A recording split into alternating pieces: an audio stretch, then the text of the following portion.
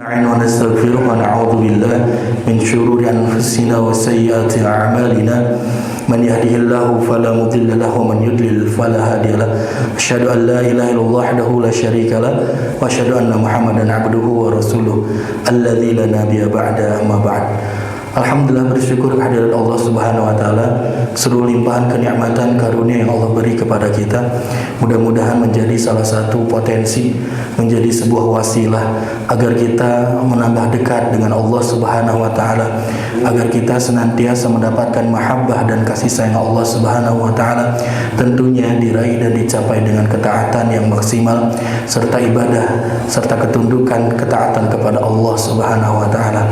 Mudah-mudahan Allah Subhanahu wa taala mempersatukan kita seluruhnya yang hadir di sini dengan para keluarga kita, sanak famili kita, umatnya Nabi Muhammad SAW di dalam satu surga yang bernama Firdaus. Amin ya Allah ya Rabbal Alamin. Jemaah sekalian, sebelumnya telah kita ketahui bahwasanya di antara surah yang paling banyak dibacakan oleh Nabi Muhammad SAW daily ataupun yaumiyahnya, ke setiap harinya itu adalah surah Al-Ikhlas. Setidaknya tidak kurang berapa kali Pak dibaca nih Al-Ikhlas? 30 kali jemaah sekalian. 30 kali dalam sehari. 1 kali dalam sholat witir, 1 kali dilanjutkan qobliyah subuh, 1 kali ba'diyah maghrib, dan dilanjutkan dengan kalau orang yang dia bertawaf, setelah melaksanakan tawaf dia melaksanakan pula sholat yang 2 rakaat di antara yang dibacanya adalah Al-Ikhlas. Kalau kita berarti dikurangi 30 kurang 1 kali dah tawaf tuh mungkin di dia tawafnya 29. Sisanya mana? Sisanya dibaca 3 kali setidaknya selesai sholat. Setiap sholat selesai sholat selalu membacakan Al-Ikhlas minimal 1 kali. Ditambah sebelum tidur kita baca Al-Ikhlas.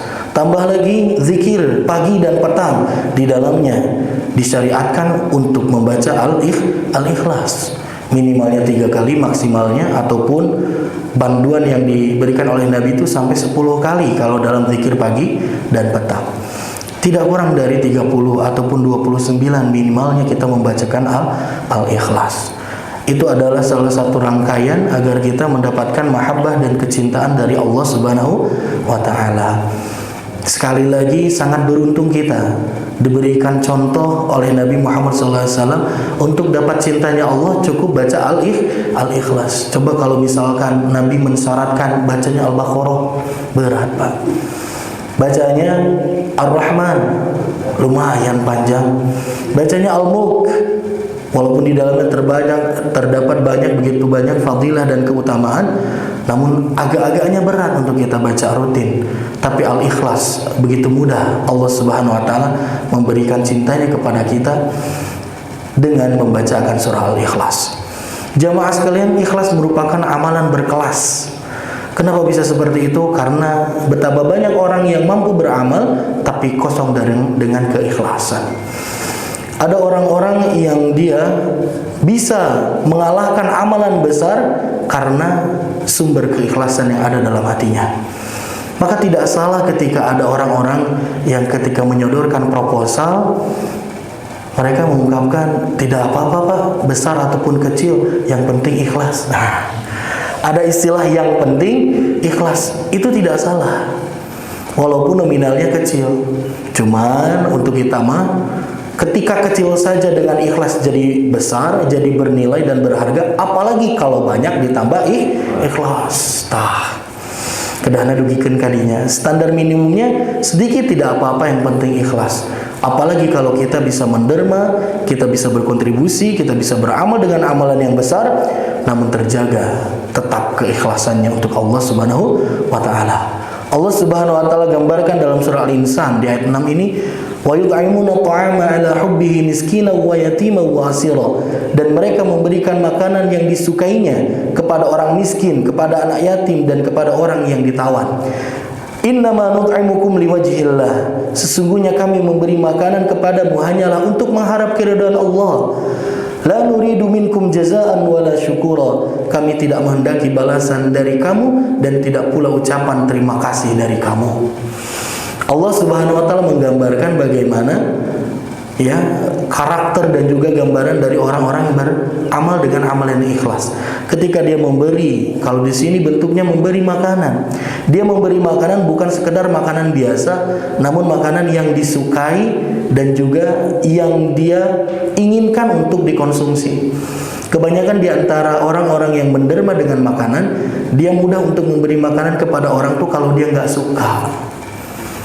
Kurang suka nih sama makanan ini, daripada nggak kemakan, daripada dibuang, udah dikasihin aja sama orang lain.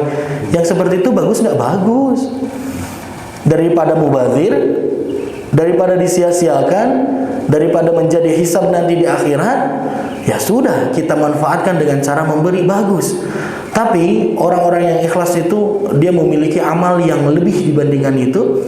Dia memberi sesuatu yang dia pun ingin untuk memakannya, yang dia pun suka untuk mengkonsumsinya. Maka dia berikan dengan pemberian yang terbaik kepada orang miskin, kepada orang yatim, kepada orang yang ditawan kalau dalam keadaan berperang. Tidak berat untuk memberikan bantuan. Dan setelah memberikan bantuan, memberikan makanan itu, mereka mengungkapkan bahwasanya pemberiannya itu liwajhillah, hanya untuk mencapai keridhaan Allah Subhanahu wa taala. Tidak ada hasrat untuk mendapatkan balasan. Henteu hoyong mulang tarimakeun apa yang telah diberikan kepada orang lain. Apal si bapak ieu mah. Misalkan ku urang di pasien ieu pasti uih teh bakal dibekalan deui. Ketika kita beri ini, tidak mungkin kita pulang, melainkan pasti akan ada yang dibawa oleh kita. Bahkan ada orang-orang yang mereka itu mencari-cari cara agar dia mendapatkan banyak balasan dari orang, ya maka dia menyengaja diri untuk memberikan bantuan kepada orang lain. Cuma niatnya salah, ingin dibalas lagi. Harusnya ikhlas lillahi ta'ala, mengharap pahala dari Allah Subhanahu wa taala. Wala syukuro, jangankan balasan, ucapan terima kasih saja tidaklah menuntut untuk diberikan untuk dirinya. Jadi kalau misalkan di Taman Mutiara ada yang berniat, tergerak, berkeluangan untuk memberi, bahwa etama dari segi makanan, minuman, suguhan, apapun itu bentuknya, lupa henteu kaposting teh gitu. Kalau resan tim infonya tidak hadir mungkin. Jadi tidak ada yang mempublikasikan, tidak ada yang mengucapkan syukur, tidak ada yang berterima kasih atas kontribusi, maka jangan berkecil hati, karena kita itu melihat dan juga meminta hanya kepada Allah Subhanahu wa taala. Balasan dari manusia mah hanya sekedar ucapan terima kasih. Balasan dari manusia mah hanya sesuatu yang akan habis. Tapi kalau balasan dari Allah Subhanahu wa taala lebih besar dan lebih kekal. Namun tetap jangan pula bagi orang-orang yang diberi manfaat dari orang lain, dia melupakan untuk berterima kasih kepada orang yang telah memberi. Abong kene apal ayat ieu nalika dipasihan teh henteu nuhun-nuhun acan.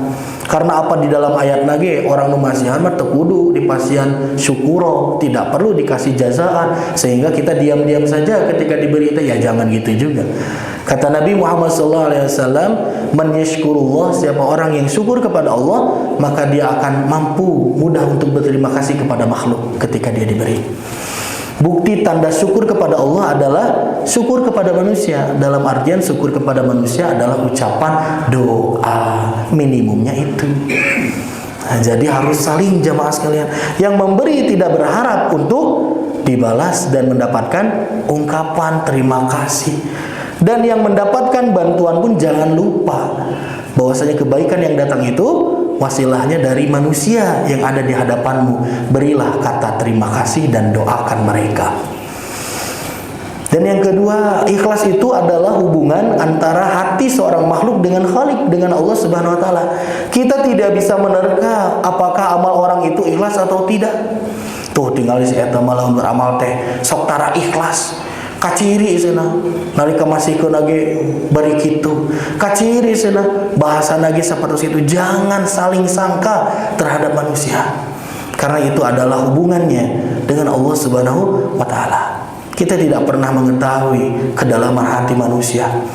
Kalau dalamnya lautan sedalam-dalamnya, Palung Mariana itu yang terdalam itu dasar laut, itu itu masih terdeteksi ukuran kedalamannya. Tapi untuk masalah hati manusia nggak tahu sedalam apa hati manusia.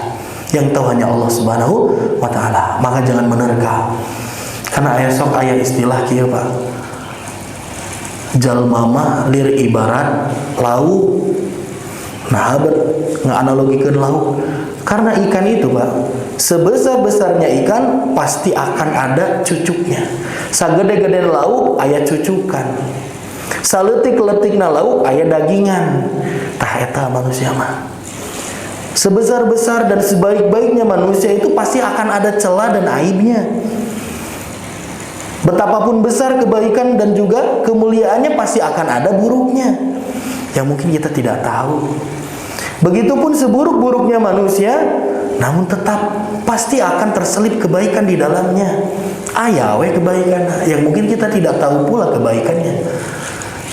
Eta teh konsep di mana? Eta teh konsep ti gitaris wali.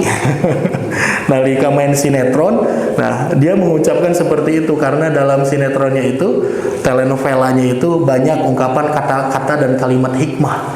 Ya, jadi segede-gedenya ikan pasti akan ada durinya. Sekecil-kecilnya ikan pasti akan ada dagingnya, seperti itu. Bener ya sih mami kita mah. Nah, jadi jamaah sekalian, kalau ingin memiliki amalan berkelas, maka tanamkanlah ikhlas. Apapun amalannya, sekecil apapun amalannya, kalau ikhlas, maka dia akan berharga di hadapan Allah Subhanahu wa Ta'ala. Qul huwallahu ahad. Katakanlah huwa dialah Allah ahadun sebagai khobar yang menjelaskan zat Allah. Allah itu adalah ahad, Allah itu esa, Allah itu tunggal, Allah itu sendiri. Ya, Allah itu tidak pernah memiliki sesuatu apapun yang sebanding ataupun setara dengannya. Yang harus kita pahami bahwasanya Allah itu ahad dalam rububiyahnya. Allah adalah ahad dalam menciptakan kita, memelihara kita, tidak dibantu dengan apapun. Allah Subhanahu wa Ta'ala yang menghidupkan dan mematikan kita. Uluhiyahnya pun kita harus tanamkan sifat ahad. Hanya Allah Subhanahu wa Ta'ala yang berhak untuk ibadahi dengan benar, tidak ada yang lainnya. Al-asma wa sifatuhu, ini pun sama, bahwasanya Allah Subhanahu wa Ta'ala memiliki kesempurnaan di antara nama-nama dan sifatnya yang tidak dimiliki oleh makhluk selainnya. Ya, maka dari itu ungkapan dibedakan ketika menyebutkan seseorang manusia itu disebut tidak rojulun ahadun. Kemarin kita sudah bahas, kalau manusia itu tidak disebut rojulun ahadun. Ya, seorang laki-laki sendirian tidak disebut dengan ahad, tapi disebutnya wahid. Rojulun wahidun.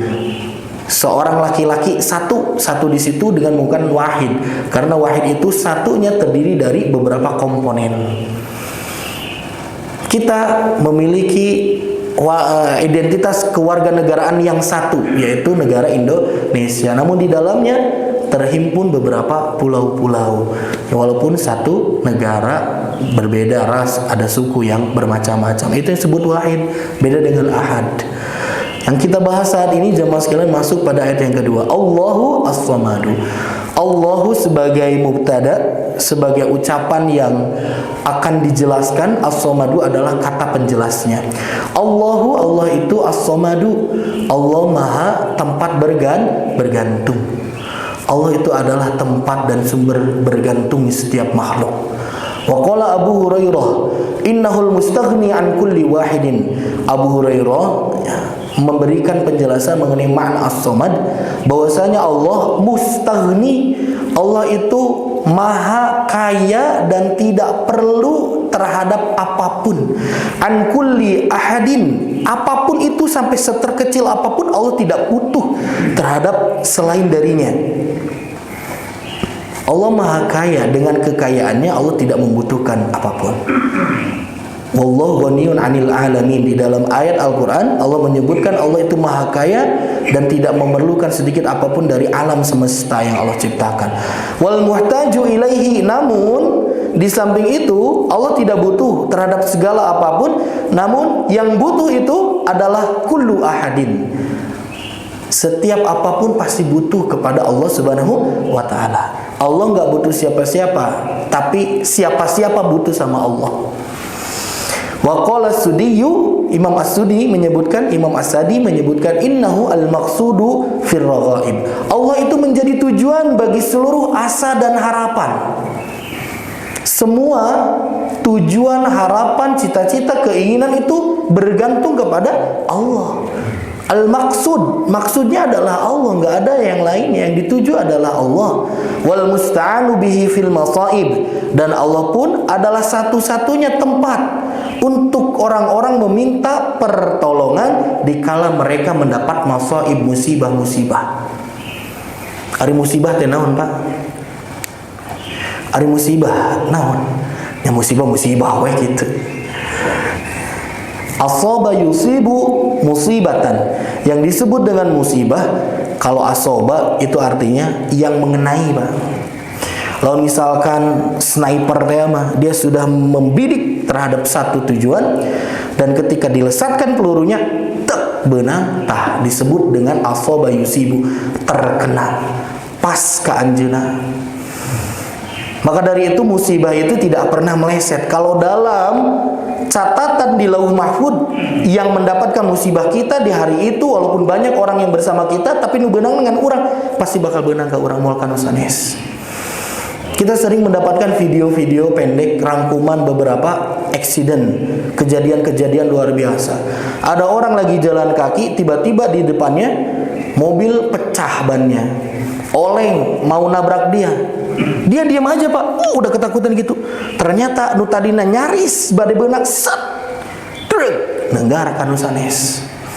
Suami istri lagi jalan kaki di trotoar jalan, menikmati keindahan taman, lagi jalan pagi dia. Tiba-tiba dari belakang istrina beunang kapentalan ku apa? Ban mobil truk, Pak. Tuh, pagigir-gigir padahal. Lamun tos takdir beunang musibah, istrina moal mungkin beunang ka pamagetna. Itu yang disebut musibah, tidak bisa terelakkan, pasti mengenai kepada orang yang sudah ditakdirkan. Itu adalah musibah. Ari musibah teh naon? Kata para ulama, al-musibatu hiya, al-musibah adalah sesuatu yang datang kepada seseorang dan sifatnya itu kullu makruhin yahullu bil insan. Segala sesuatu yang makruh. Makruh di dia teh sanes hukum fikihnya. Makruh di sini adalah segala sesuatu yang dibenci, yang tidak disukai, yahullu bil insan, yang kena terhadap manusia. Segala apapun yang tidak disukai, yang tidak disenangi atau yang dibenci oleh manusia, itu disebut dengan musibah. Orang teresep ieu, orang teresep itu, kakeunaan tah, berarti kita teh sedang dapat musibah. Nabi Muhammad SAW memberikan beberapa jenis bentuk musibah. Musibah itu dari yang terkecil dan sampai yang terbesar, Pak. Musibah terkecil itu apa? Tertusuk tangan kita oleh duri, itu adalah musibah, kata Nabi Muhammad SAW. Hati kita kalut berpikir, deg-degan gitunya, ketika menunggu jawaban dari sesuatu sehingga kita teh nggak tenang, gerasa gerusuk, itu pun musibah, kata Nabi. Kalau orang bisa sabar dengan musibahnya, maka Allah akan berikan bukan ganti rugi, tapi ganti untung sama Allah Subhanahu wa taala. Allah akan hapuskan dosa-dosanya dengan datangnya musibah, dan Allah akan tinggikan derajat dan juga pahalanya karena dia mendapatkan musibah. Jadi Allah mah nggak pernah zalim sama kita, jemaah sekalian. Itu. Jadi Allah itu dengan as-samadnya, al-musta'anu bihi fil masaib. Semua musibah-musibah yang kita dapatkan, kita mencari pertolongan itu sumbernya adalah kepada Allah Subhanahu wa taala. Wa qala Husain bin Fadl, beliau menyebutkan Husain bin Fadl, innahu alladzi yaf'alu ma yasha. Maksud as-samad di sini adalah Allah yang memiliki hak untuk berbuat sesuai dengan apa yang Allah inginkan, yang Allah kehendaki. Wa yahkumu ma yurid, dan Allah itu menghukumi, memberikan kebijakan dengan apa yang Allah inginkan pula. Gak ada yang bisa ganggu gugat terhadap apa yang Allah kehendaki. Gak ada yang mampu untuk merubah apa yang Allah inginkan. Katanya doa bisa. Hanya doa yang mampu merubah takdir. Berubahnya ketetapan itu pun berdasarkan dari kehendak Allah Subhanahu wa taala. Hakikatnya gitu.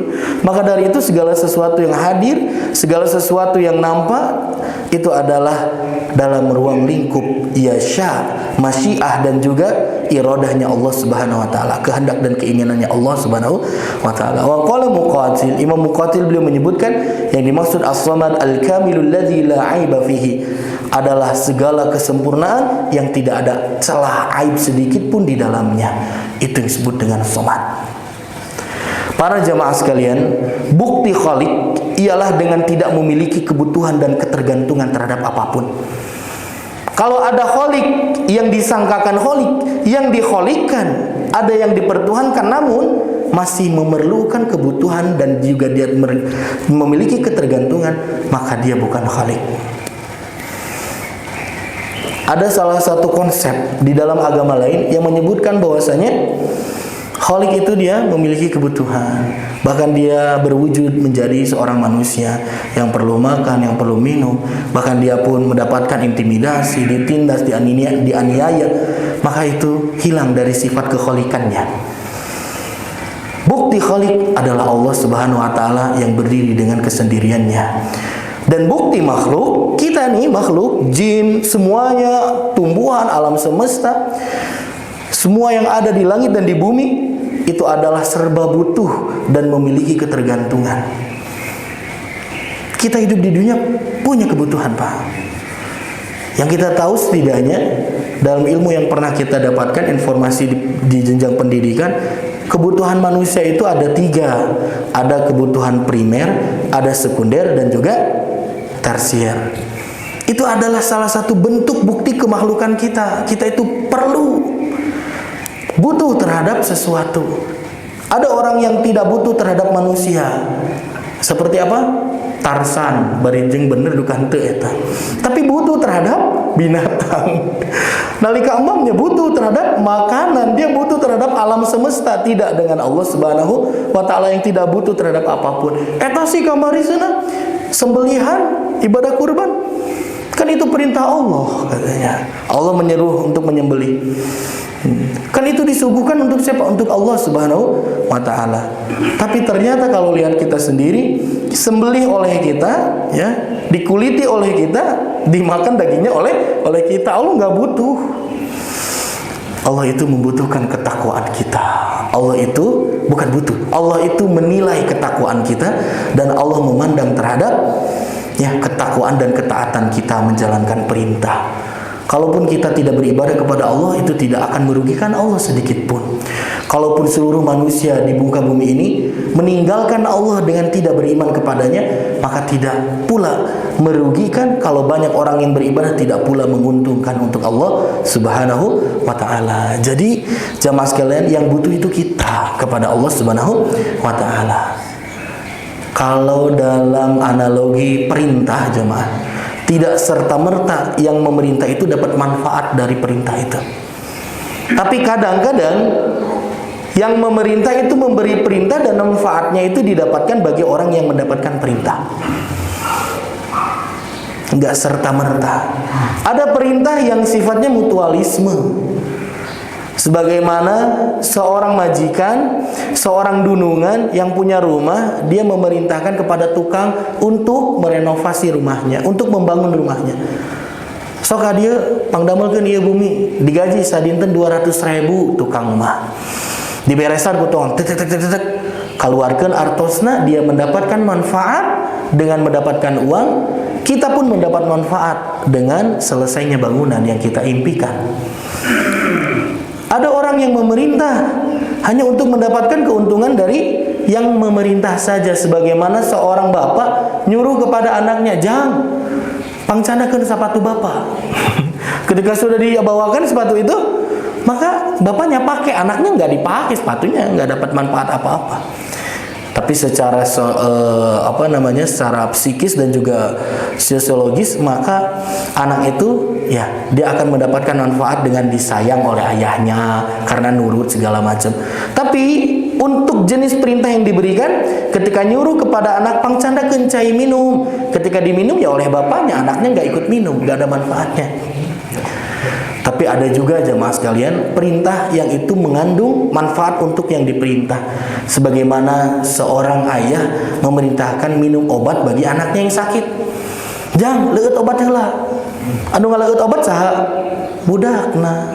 Anu damang saha? Budakna. Bapana mah henteu ngiring ngaleueut obat. Henteu jadi nambihan kesehatan kitu we bapana mah. Nah, Allah Subhanahu wa taala memberikan perintah itu layaknya orang tua merintah kepada anak untuk minum obat.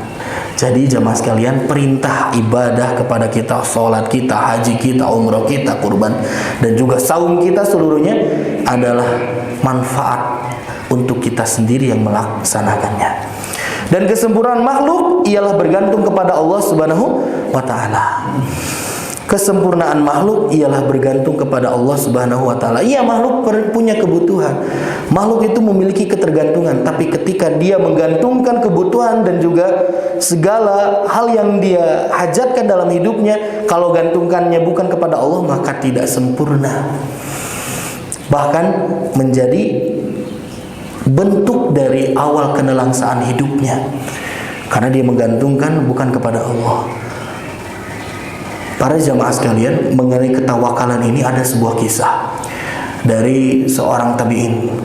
Saya ketika mendengar kisah ini dari Ustaz Adi Hidayat ya, dalam potongan ceramah videonya itu, seorang tabi'in ini sangat soleh sekali. Dan dia terkenal memiliki sifat ketawakalan, ketawaduan kepada Allah Subhanahu wa taala. Satu ketika dia itu sedang makan di rumahnya. Ketika sedang makan di rumahnya, ada yang mengetuk. Diketuklah pintu rumahnya, pasti buka kan? Orang itu langsung lari masuk. Setelah mengucapkan salam, dia langsung ungkapkan kepada seorang yang sedang makan ini, tabi'in yang soleh, "Wahai Syekh, anak Anda meninggal. Dikabarkan bahwasanya innahu maktulun, dia itu dibunuh, ditusuk, meninggal." Eta nu masian kabar teh tos gura-giru, Bang. Karena rusuh, ingin menyampaikan berita mengenai hal yang sangat penting. Tapi ternyata apa respon dari tabi'in yang sedang makan ini? Dia terhenti makannya, simpan alat makannya, mengucapkan inna lillahi wa inna ilaihi raji'un. Langsung lanjutkan lagi makan. Makan lagi. Padahal diberitakan bahwa anaknya wafat, meninggal. Setelah itu, si orang yang memberi kabar ini, dia tidak menyangka dengan respon dari seorang yang diberikan kabar itu, sahabatnya itu. Menyebutkan lagi, "Hei, anak kamu meninggal karena anak kamu ditusuk orang. Itu sedang dikerubungi di sana." Dia terhenti mengucapkan lagi inna lillahi wa inna ilaihi raji'un. Cukup seperti itu, makan lagi, lanjutkan lagi. Wah, langsung tuh sahabatnya ini merasa kesal gitu ya. Apa yang kau lakukan? Masa dengar anaknya meninggal santai-santai aja, lawan bahasa kita mah seperti itu. Lantas seorang tabi'in yang saleh ini, dia mengungkapkan bahwasanya Allah telah berkehendak dan Allah telah mewafatkan anak saya. Ketika saya meninggalkan makanan ini untuk menujunya, itu pun tidak lantas akan merubah takdir dan menjadikan orang itu, anak saya menjadi bangkit kembali, hidup kembali. Kalau yang sudah meninggal ya sudah.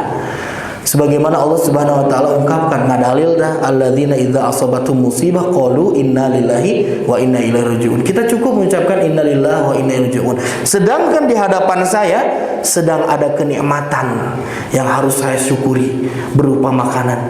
Makanan saparo deui can seep diseepkeun heula. Setelah itu saya akan mendatanginya, nanti saya akan mengurusnya dengan penuh kasih sayang. Saya akan mensolatinya dan saya akan menguburkannya dengan layak. Tidinya ngahuleng. Sahabatnya tersebut. Coba kalau misalkan ditimpakan kepada kita, Pak. Boro-boro misalkan meninggal anak kita ya. Anak kita jatuh saja. Anak kita terdengar berita buruk saja. Ya, itu sudah membuat kalut hati kita pasti itu. Saya kemarin belum lama pas zuhur ke masjid. Pas sampai masjid, tiba-tiba ada salah satu pegawai di rumah yang dekat sini. Dia nyebut, tanya kepada saya, "Pak Ustadz, anaknya gimana?" Saya bingung, anak siapa? Anak Pak Ustadz. Emang kenapa? Emang Pak Ustadz gak tahu? Tambahnya deg-degan, abi tanya kunaon gitu. Emang ada apa? Tadi saya antarkan anak Pak Ustadz ke rumah, kirain teh bukan anak Pak Ustadz. Ya emang kenapa anak saya? Tambahnya deg-degannya. Itu jatuh disolokan, ininya benjol, ininya berdarah. Wah, saya dikasih kabar gitu, menggambarkan, membayangkan, waduh, kumaha budaknya. Di sini posisinya tinggal 2 menit lagi mau sholat, udah mau komat gitu. Tinggal 1 menit itu mungkin saya pulang heula maluruh budak. Saya tanya, anak nomor berapa? Enggak tahu, pokoknya sana bukan yang kecil. Tambah we, aduh, itu nu mana budaknya? Nah, hingga akhirnya ya sudah, ya saya sholat dulu walaupun sholat kepikiran kene. Mudah-mudahan tampi. Nah, jadi jamaah sekalian, kita hanya hal-hal kecil saja itu membuat kalut ya. Kalau misalkan kita betul-betul bertawakal kepada Allah, ya sudah, tawakalkan kepada Allah. Setelahnya kita lakukan yang terbaik, ikhtiar maksimal. Kalau di depan ada sesuatu yang harus kita selesaikan dulu. Kalau sesuatu yang masih panjang bisa dijeda, maka jeda dulu, tidak apa-apa. Ini menandakan bahwasanya puncak as-samad, kita menggantungkan seluruh harapan, kita meminta pertolongan hanya kepada Allah Subhanahu wa taala. Nalika uwi ka bumi tinggal bencut, tapi tos lulumpatan deui, tos seserian deui. Dan namina ge budak kitu nya. Ieuna babak ya, gertihan, tapi ya namanya anak kecil lari lagi, happy-happy lagi padahal bapaknya kalang kabutnya. Karena bapaknya teh lagi ngajar, belum pulang ke rumah jadi nggak tahu kondisi anak. Ini pun kejadian ketika anak pertama saya lahir, jemaah.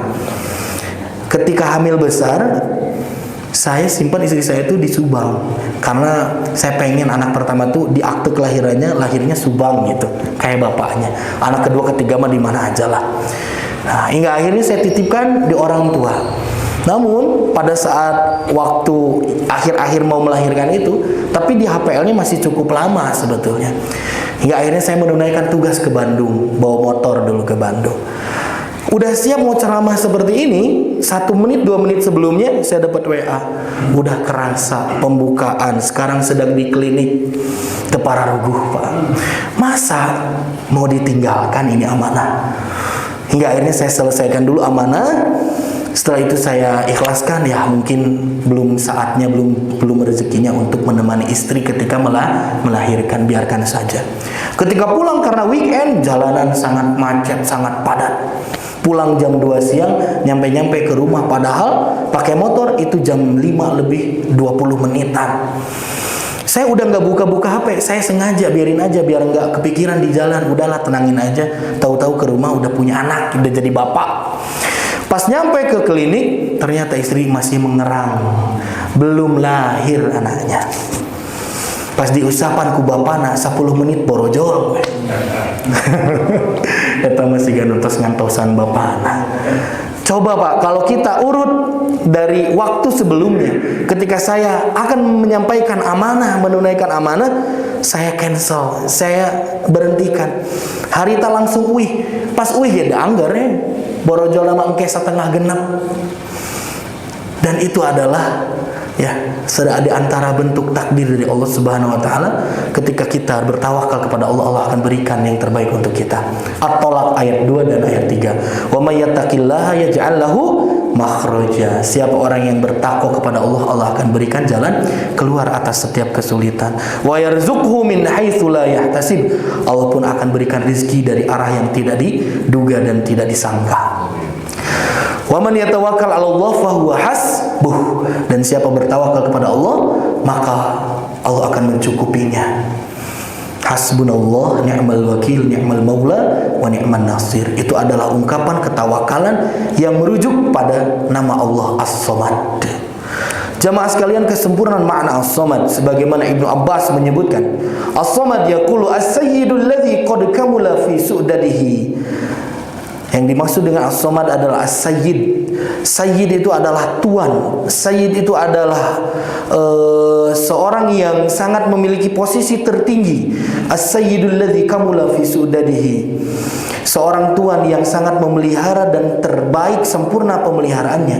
Wasyariful ladzi qad kamula fi syarfihi wal azimul ladzi qad azuma fi 'azamatihi wal halimul ladzi qad kamula fi hilmihi wal ghinal ladzi qad kamula fi ghinahu wal jabbaril ladzi qad kamula fi jaburutihi wal alimul ladzi qad kamula fi ilmihi wal hakimul ladzi qad kamula fi hikmatihi wa huwa alladzi qad kamula fi anwa'i syarafi was sudadi wa huwa Allah subhanahu hadhihi sifatuhu la tanbaghi illa lahu.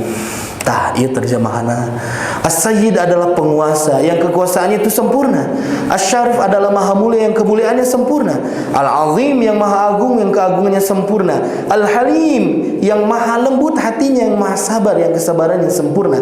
Al-Alim yang mengetahui yang ilmunya sempurna. Al-Hakim yang bijaksana dan kebijaksanaannya sempurna. Dia adalah Allah yang maha sempurna dalam seluruh sifat kemuliaan dan kekuasaan, dan dia adalah Allah yang maha suci. Sifatnya tidak layak kecuali hanya untuk Allah, tidak ada baginya tandingan dan tidak ada satu pun yang menyamainya. Allah maha suci dan Allah maha esa dan maha perkasa. Itulah makna dari As-Samad. Satu makna, namun ternyata di dalamnya didukung dengan makna-makna sifat Allah yang lainnya.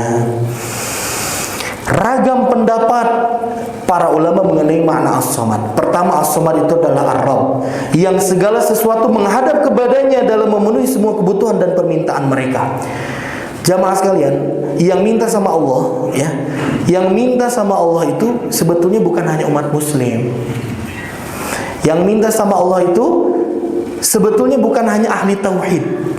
Bahkan dinyatakan di dalam Quran, orang-orang yang musyrik saja, mereka itu ketika dalam spot dan waktu-waktu tertentu, ketika terombang-ambing di dalam lautan, ya, ketika dia melayang-layang dalam udara, takut akan jatuhnya dirinya sehingga meninggal.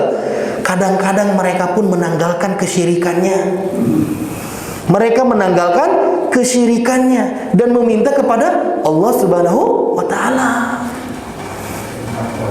Iya, kadang-kadang menanggalkan kesyirikannya. Orang yang tidak percaya terhadap Tuhan dan menuhankan hawa nafsunya, dia akan menanggalkan ego dan hawa nafsunya, meminta kepada yang menciptakannya. Hari ketika orang yang meninggal, itu apakah seluruhnya kembali kepada Allah? Iya. Walaupun tidak muslim, iya, semuanya kembali kepada Allah Subhanahu wa taala. Kan disebutkan oleh Allah pun, wa ilaina turja'un, dan hanya kembali itu kepada Allah, baik muslim atau kafir. Yang muslim dapat balasan kebaikan, yang kafir dapat siksaan dari perbuatan di dunianya. Maka jamaah sekalian, semua yang ada di langit dan bumi itu, ya, meminta kepada Allah Subhanahu wa taala. Bahkan di dalam surah Ar-Rahman itu kan ada sebuah ungkapan bahwasanya Allah Subhanahu wa taala itu senantiasa sibuk. Wa yas'aluhu man fis samawati wal ard kullu yaumin huwa fi sya'an. Allah Subhanahu wa taala menyebutkan bahwasanya segala apa yang di langit dan di bumi, ya, manusia khususnya muslim pasti minta sama Allah. Terkadang orang-orang yang syirik pun menanggalkan kesyirikannya dalam momen tertentu, minta sama yang menciptakannya, kepada Rabbnya. Dan juga apa? Tumbuhan-tumbuhan ini suruh minta sama Allah. Binatang-binatang bertasbih sama Allah Subhanahu. Semuanya kepada Allah Subhanahu wa taala. Kullu yaumin huwa fi sya'an. Dan juga Allah Subhanahu pada saat itu dalam keadaan sibuk untuk melayani kita. Kita mah sibuknya untuk apa jemaah? Untuk hidup kita sendiri, tapi Allah mah sibuknya untuk kita. Dan kata para ulama kan, di antara ayat yang disebut ayat yang paling romantis selama zaman ayeuna mah, itu adalah yang tertera dalam surah Ar-Rahman itu, kullu yaumin huwa fi sya'an. Nah, buat romantis. Para ulama sebutkan ada ayat kursi, ayat ursy. Ayat kursi mah Allahu la ilaha illa huwal hayyul qayyum. Lamun ayatul ursy itu dari kata ursh artinya sah nu kamari aris kita. Mempelai. Ursy itu pernikahan.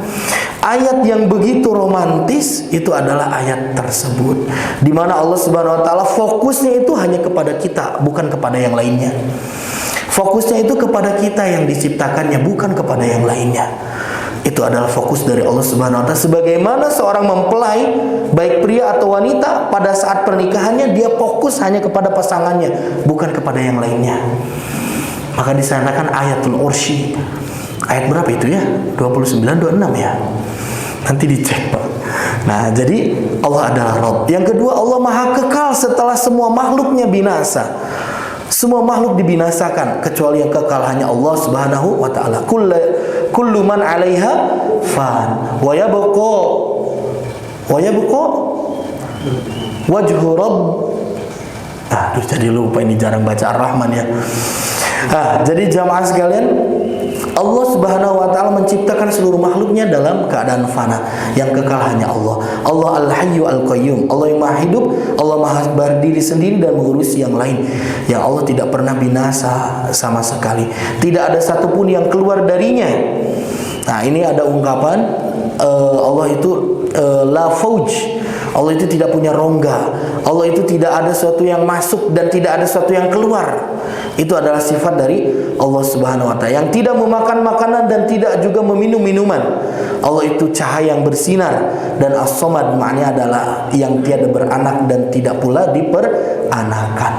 Jadi tafsirannya jemaah sekalian, Allahus Samad, dan di antara makna As-Samad adalah lam yalid walam yulad walam yakul lahu kufuwan ahad. Allah itu berdiri sendiri, Allah tidak memiliki kebutuhan, Allah tidak memiliki ketergantungan.